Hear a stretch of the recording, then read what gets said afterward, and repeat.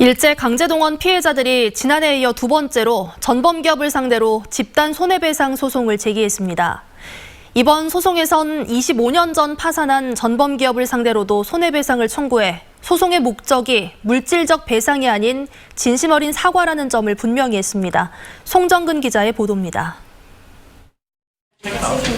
올해 83살인 박영석 할아버지는 지금까지 아버지를 불러본 적도 실제로 얼굴을 본 적도 없습니다.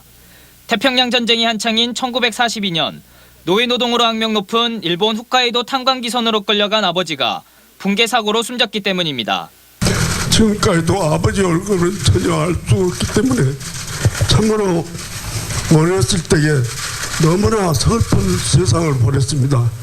그렇게 길가에 돌멩이처럼 굴러다니면서 발길을 채면서 또 다른 강제동원 피해자 유족인 김승희 씨도 아버지가 강제노동의 트라우마 때문에 한평생을 시달렸다고 기억했습니다. 나라를 잘못 만났든지 시대를 잘못 만났든지 생각할수록 한이 맺히고 아버지가 살아 생전 때 이 한을 좀 풀어달라고. 이런 피해자들의 한을 풀고 일본 전범기업의 사과를 받기 위해 지난해에 이어 2차 집단 소송이 제기됐습니다.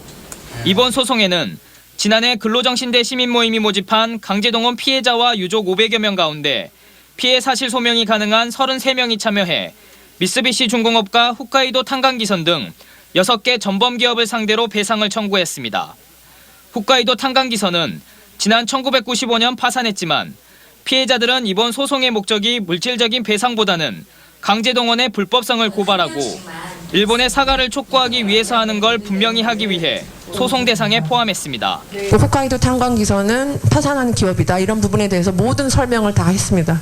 모든 설명을 다 하고 그럼에도 불구하고 판결 공식적인 기록을 남기거나 이런 부분에 있어서 그것은 의미가 있는데 그래도 함께 하시겠느냐. 지난해 4월에는 피해자 54명이 1차 집단 소송을 제기했지만 전범기업이 소장 송달 회신을 미루며 소송을 지연시키고 있는 것으로 전해졌습니다. 단순히 돈 몇 푼이 아니라 그 잃어버린 세월, 그 다음에 돌아가시면서까지 그 가슴에 안고 있었던 그 부친이나 가족 한 이것 때문에 집단 소송에 앞서 지난 2012년부터 2015년 사이 근로정신대 피해 할머니 등이 개별적으로 제기한 소송도 이미 판결이 났거나 재판이 진행 중입니다. 양금덕 할머니 등이 참여한 첫 소송은 지난 2018년 대법원에서 배상 확정 판결이 났지만 일본 정부와 전범기업이 배상 이행을 거부하고 있습니다.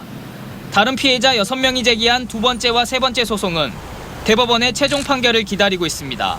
MBC 뉴스 송정근입니다. 4.15 총선을 앞두고 불성사 나온 현수막과 광고물이 잇따라 적발되고 있습니다.